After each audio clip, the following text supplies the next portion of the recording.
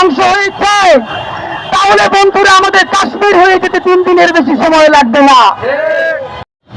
আমি অবাক হই, আমরা মাঝে মধ্যে বলি যে আমাদের এখানে ধর্মপ্রাণ মুসলমান মাঝে মধ্যে অনেক কিছু বোঝে না, মাঝে মধ্যে তারা অনেক কঠিন ভাষায় কথা বলে ফেলে, কিন্তু আমি অবাক হই এইরকম জঘন্যতম কাজ করবার পর বাংলাদেশে আলেম সমাজের পক্ষ থেকে, ধর্মপ্রাণ মানুষদের পক্ষ থেকে যে রিয়েকশন হওয়ার কথা ছিল, তারা তার কিছুই করেন না, তারা সংযমের পরিচয় দিয়েছেন। এবং দেখেন ইনকিলাব মঞ্চের অবস্থাটা কি কঠিন। আমরা প্রত্যেকটা এরকম বিপদে আগে আমাদের ধর্মপ্রাণ মুসলমানদের হাতে পায়ে ধরে বলি, ভাই প্লিজ, আলিম ভাইকে যখন হত্যা করা হয়েছে প্লিজ বলেছি আল্লাহর হস্তে আপনারা সংযত থাকেন। এরকম প্রত্যেকটা ঘটনায় বাংলাদেশের মুসলমানদেরকে আমরা সংযত থাকতে বলি। আপনারা বলেন এইরকম সংযত থাকতে থাকতে কোন একদিন যে তার ধৈর্যের বাদ ভেঙে যাবে না, তার নিশ্চয়তা কে দিবে?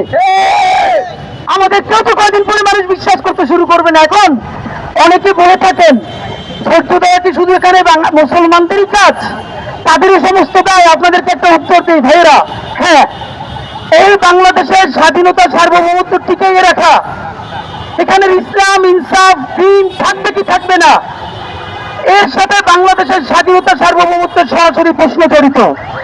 বাংলাদেশের স্বাধীনতা সার্বভৌমত্ব অক্ষুণ্ণ থাকলে পরেই এখানে ইসলাম থাকবে, এখানে ইমান থাকবে, এখানে মুসলমান থাকবে। আর যদি এখানে স্বাধীনতা সার্বভৌমত্ব ধ্বংস হয়ে যায়, তাহলে বন্ধুরা আমাদের কাশ্মীর হয়ে যেতে 3 দিনের বেশি সময় লাগবে না। তাই এই রাষ্ট্র টিকিয়ে রাখার দায়িত্ব যেহেতু সব থেকে বড় দায়িত্ব মুসলমানের, সে পরিবারের বড় ভাই হিসেবে তাকেই সব থেকে ত্যাগটা স্বীকার করতে হবে। আমাদের আর কিছু করার নাই ভাইয়েরা। আমরা যারা পরিবারের বড় সন্তান, আপনারা জানেন ওই পরিবারের অক্ষুণ্ণতা ধরে রাখার জন্য তারাই বারবার ত্যাগ করতে হয়। এখানের মুসলমানরা হইল বাংলাদেশ নামক রাষ্ট্রের সব থেকে গুরুত্বপূর্ণ স্বাধীন সার্বভৌম সন্তান। সুতরাং তাই বাঁচাই রাখার জন্য তারাই বারবার ত্যাগ করতে হবে, কারণ এই রাষ্ট্র যদি ধ্বংস হয়ে যায় তাহলে অন্যদের কোনো দুঃখ নাই, তারা আনন্দই পাবে।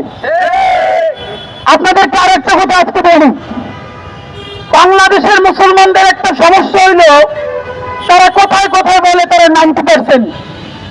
ভাই এই 90% থেকে বের হয়ে আসেন। আপনি যতদিন না পর্যন্ত বুঝবেন